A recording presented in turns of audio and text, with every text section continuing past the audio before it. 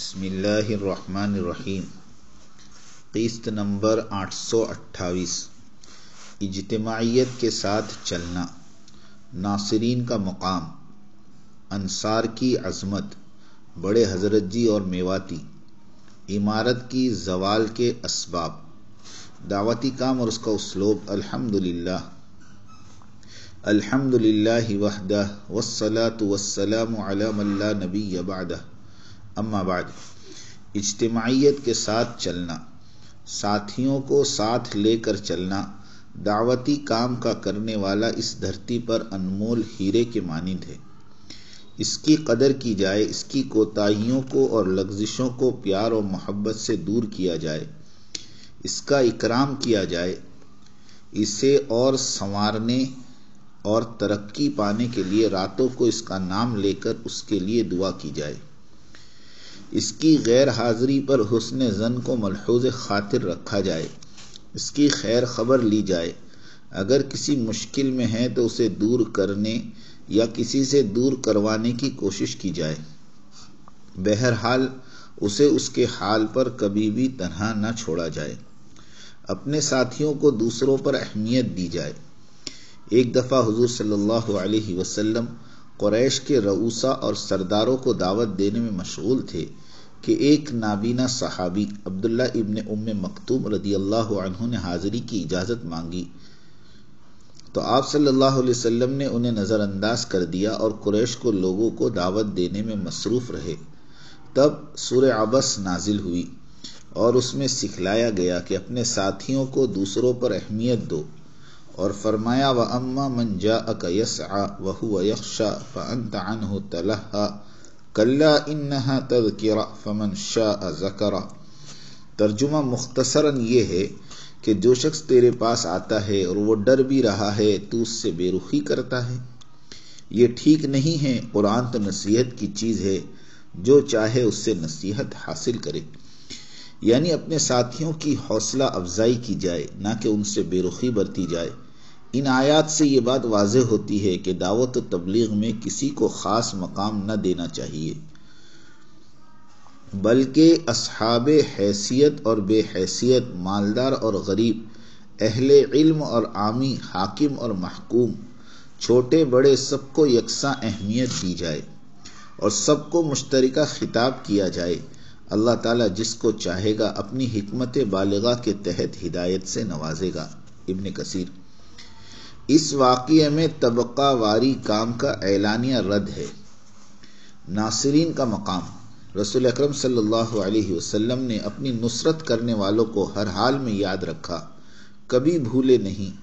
اپنی آخری بیماری میں آپ صلی اللہ علیہ وسلم نے فرمایا تھا، جو بھی امت محمدیہ کی حکومت کا ذمہ دار بنے اور وہ عوام کو نفع اور نقصان پہنچانے کی صلاحیت حاصل کر لے تو وہ نیک انصاریوں کی نیکی قبول کرے اور خطاکار انصاریوں کی غلطیوں کو معاف کرے۔ بخاری شریف۔ فائدہ: لوگ پوچھتے ہیں کہ مولوی ظہیر الحسن صاحب فتنہ خبیثہ عالمی شورا کے رکن ہیں، انہیں مرکز نظام الدین میں نہیں ہونا چاہیے، تو ہم یہی عرض کرتے ہیں کہ مرکز کے حضرات ان کے باپ دادا کی قربانیوں اور دعوتی کام کی سرپرستی کی وجہ سے مولوی ظہیر الحسن صاحب کو جھیل رہے ہیں۔ ویسے مرکز والے تو سب شورائیت والوں کے لیے اپنا دامن پھیلائے ہوئے دعائیں کرتے ہیں کہ وہ سب واپس آ جائیں، اللہ کی رضا ہوگی تو آ بھی جائیں گے انشاءاللہ۔ انصار کی عظمت۔ ایک دن حضور اکرم صلی اللہ علیہ وسلم انصاری صحابہ کو لے کر بیٹھے اور ان کی خوب تعریف فرمائی اور اپنی محبت جتائی، اور فرمایا میرے بعد حکمرانی اور خلافت مہاجرین یعنی مکہ سے جو مدینہ آئے ہیں ان کی چلے گی، تم اس پر خوش رہنا اور ان مہاجرین کا سہارا بننا۔ اور آپ نے انصار سے اپنی قربت کو سمجھاتے ہوئے فرمایا، دیکھو یہ میری قمیص کو، ایک اس کے دو رخ ہیں، ایک اندر والا جو میرے جسم سے چمٹا ہوا ہے اور دوسرا وہ جو آپ لوگوں کو باہر سے نظر آ رہا ہے۔ واللہ اندر کا حصہ جو میرے جسم کو مس کر رہا ہے وہ تم انصار ہو، اور جو باہر والا حصہ جسے سب دیکھتے ہیں وہ مہاجرین ہیں۔ یہ فرما کر آپ صلی اللہ علیہ وسلم رو پڑے اور انصاری صحابی بھی رو پڑے۔ پھر آپ نے پوچھا کہ بتلاؤ کیا تمہیں میرے یہ اندر والے حصے کی نسبت قبول ہے؟ اگر قبول ہے تو تمہیں ایسا رہنا ہوگا جیسے آج میرے ساتھ ہے۔ خلافت، حکمرانی اور حکم سب مہاجرین کا چلے گا، اس پر تمہیں صبر کرنا ہی ہوگا، لیکن بروز حشر تمہارے اس صبر کا معاوضہ ضرور ملے گا۔ انصار صحابہ نے بیعت کی کہ ہم ہر حال میں مہاجرین قریش کی خلافت اور حکمرانی کو سر آنکھوں پر رکھیں گے، کبھی مخالفت نہیں کریں گے۔ صحیح حدیث کا ٹکڑا کہ یعنی ہم پر کسی اور کو ترجیح دیں، یہ انہی انصاری کا جملہ ہے، یعنی ہم ہر حال میں مانیں گے چاہے ہم پر دوسروں کو ترجیح ہی کیوں نہ دی جائے۔ حضرت جی یوسف صاحب رحمۃ اللہ علیہ کے انتقال کے بعد میواتیوں میں بہت انتشاری کیفیت تھی، تو میواتی حضرات کو لے کر بھائی فضل کریم رحمۃ اللہ علیہ نے یہی بیان فرمایا تھا اور کہا تھا کہ تم لوگ حضرت جی مولانا الیاس صاحب رحمۃ اللہ علیہ کے انصار ہو، اور حضرت جی تمہیں اسی قدر پیار کرتے تھے جس طرح حضور انصار مدینہ سے کرتے تھے، اور تمہاری آزمائش بھی اسی طرح ہوگی کہ باہر سے آنے والے گجراتی، مدراسی، بہاری وغیرہ وغیرہ حکمرانی کریں گے، تمہیں انہیں برداشت کرنا ہوگا، اور تمہاری برداشت اور صبر کی برکت سے لوگ ہدایت پاتے جائیں گے۔ میواتی بہت روئے، اور میواتی نے بھی وہی کلمات دہرائے تھے جو انصار صحابہ نے کہے تھے۔ اور صحیح حدیث میں بھی ارشاد نبی صلی اللہ علیہ وسلم ہے کہ امارت قریشیوں کا حق ہے، اور الحمدللہ حضرت جی رابع مولانا سعد صاحب قریشی نسل سے ہیں، صدیق اکبر کی اولاد ہیں، اور جس بات کو نبی آخر الزماں طے فرما دیں وہ تو ہو کر ہی رہے گی، یعنی امارت تو قریشیوں کا حق ہے، عالمی شورا تو کیا چیز ہے، اگر ساری دنیا والے بھی اکٹھا ہو جائیں تو مولانا سعد صاحب کی امارت کو چھین نہیں سکتے۔ جو فیصلے دربار نبوت سے طے ہوں تو کون مائی کا لال ہے جو انہیں بدل سکے۔ الیاسی گھرانہ اور میواتی، دعوت و تبلیغ کی داستان میں جہاں الیاسی گھرانے کی قربانیوں کا ذکر ہوگا، وہیں پر حضرت جی مولانا الیاس صاحب رحمۃ اللہ علیہ کے ناصرین یعنی میواتیوں کا بھی تذکرہ ہوگا۔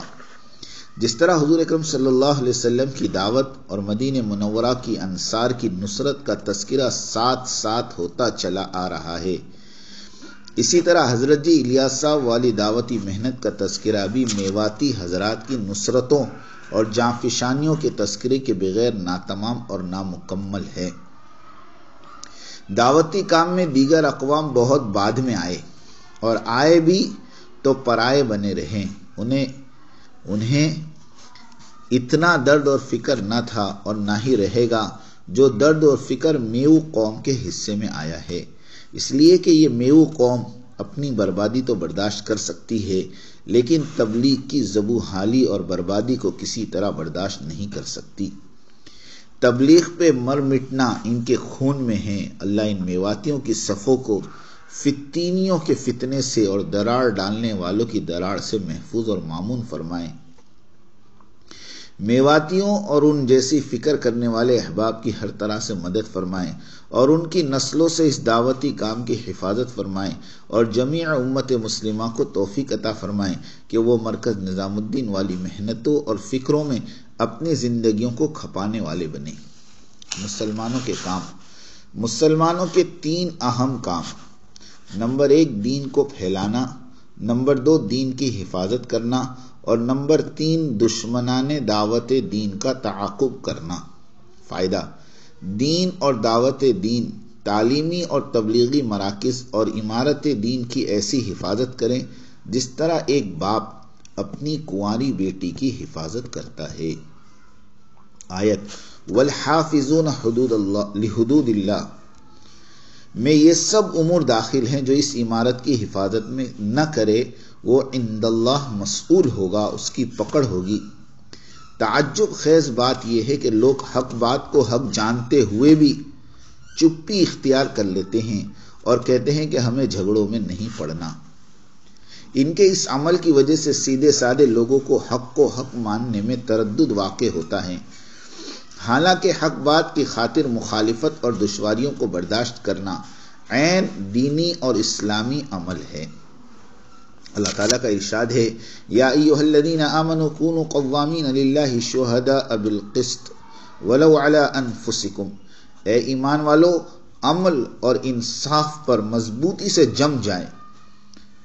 جم جانے والے اور خوشنودی مولا کے لیے سچی گواہی دینے والے بن جاؤ، اگرچہ وہ خود تمہارے اپنے خلاف ہی کیوں نہ ہو، یا اپنے ماں باپ کے یا رشتہ داروں یا عزیزوں کے خلاف ہو۔ وہ شخص اگر امیر ہو یا فقیر، دونوں کے ساتھ اللہ کو تعلق ہے، اس لیے تم خواہش نفس کے پیچھے پڑ کر انصاف نہ چھوڑ دینا۔ اگر تم نے کچ بیانی یا پہلو تہی کی تو جان لو جو کچھ تم کرو گے اللہ تعالیٰ اس سے پوری طرح باخبر ہے۔ فائدہ، اس آیت مبارکہ میں حق بولنے اور حق کے ساتھ کھڑے ہونے کو فرمایا گیا، اس لیے کہ حق سب پر حاکم ہے اور سب پر مقدم ہے۔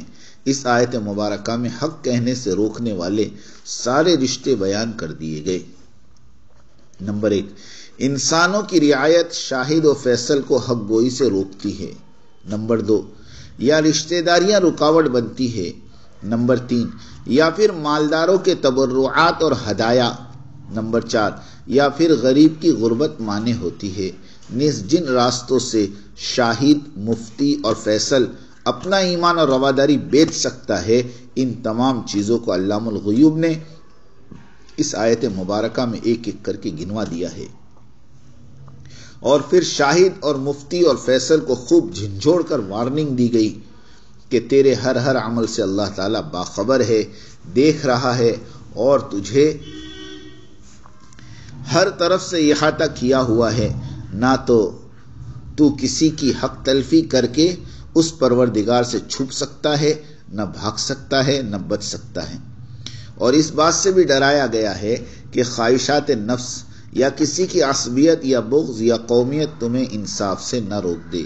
فرمایا، وَلَا يَجْرِمَنَّكُمْ شَنْآنُ قَوْمٍ عَلَىٰ أَلَّا تَعْدِلُوا، تمہیں کسی قوم کی دشمنی اس بات پر آمادہ نہ کرے کہ تم انصاف نہ کرو۔ تنبیہ، حق اور صداقت کا ساتھ چھوڑ کر اقربا پروری اور ذاتی مفادات کے مطابق فیصلے کرو گے تو ایمان سے ہاتھ دھو بیٹھو گے۔ عمارت بنو امیہ اور عباسیہ اور عثمانیہ کے زوال کے اسباب۔ سابقہ عمارتوں کے زوال کے یہی اسباب رہے تھے کہ امیر کے رشتہ دار، بیٹے، پوتے، حشم خدم امیر کی آڑ میں اپنا حکم چلاتے تھے۔ عوام ان کے دھوکے میں محض اس لیے آ جاتے تھے کہ یہ لوگ امیر کے مقربین میں سے ہوتے تھے۔ فائدہ، آج بھی ہماری دعوت و تبلیغ کو یہی شیطانی دیمک چاٹ رہی ہے۔ نیپال جانے کی بات حضرت جی دامت و برکاتہم کی طرف سے ہرگز نہیں چلی ہے۔ یہ تقاضا تو رائے ونڈ مرکز سے نکالا ہوا قدیم گروپ ہے جو کھوئے ہوئے وقار کو بحال کرنے کے لیے دعوتی کام کرنے والے سیدھے سادے ساتھیوں کو اپنے بے جاہ و مال اور رسوخ کو استعمال کر کے چلا رہا ہے، اور اس کام کے لیے اس امیر محترم کے حشم و خدم ساتھیوں کو اور اللہ والے صاحبزادوں کو استعمال کر رہے ہیں۔ فائدہ، ہمیں حق بات کہنے سے کوئی خوف نہیں، اس لیے کہ ہمیں مستقبل میں ہونے والے تاریک فتنے دکھائی دے رہے ہیں۔ آج ایک ملک کے کام کو نیپال لے جا کر دفن کیا گیا تو کل دوسرے ملک، پرسوں تیسرے ملک کی باری لگے گی، لہٰذا اس نیپال والی شاطرانہ اسکیم کا تعاقب لازمی ہے۔ حب جاہ اور حب مال والوں کی ہمت کو بڑھاوا ہمیشہ سے ہی حشم خدم اور رشتہ داروں سے ملا۔ اگلی آیت دعوت دے رہی ہے تجدید ایمان کی۔ تمہارے اس غیر منصفانہ عمل اور فیصلے اور لوگوں کی گواہی کی وجہ سے تم ایمان حقیقی کھو چکے ہو، اس لیے پھر سے ایمان لاؤ۔ یا ایھا الذین آمنوا آمنوا باللہ ورسولہ، اے ایمان والو پھر ایمان لے آؤ۔ فائدہ، یعنی تمہارا اس طرح کا مالداروں اور اپنی قومیت، علاقائیت، لسانیت، وطنیت، نسبت وغیرہ کی جانبداری کرنا تمہارے ایمان کو دھندلا سا کر دیا ہے، لہذا تم دوبارہ ایمان لے آؤ۔ اللہ تعالی ہم تمام کو توفیق عطا فرمائیں کہ ہم 100% امیر محترم کی اطاعت کرنے والے بنیں اور لوگوں کے بہکاوے میں آنے سے محفوظ رہیں اور اپنی طرف سے حکم چلانے سے بچیں۔ اللہ تعالیٰ دعوتی کام کی کام کرنے والوں کی حفاظت فرمائیں اور انسانوں کی عمومی ہدایت کے فیصلے فرمائیں۔ آمین۔ وآخر دعوانا ان الحمد للہ رب العالمین۔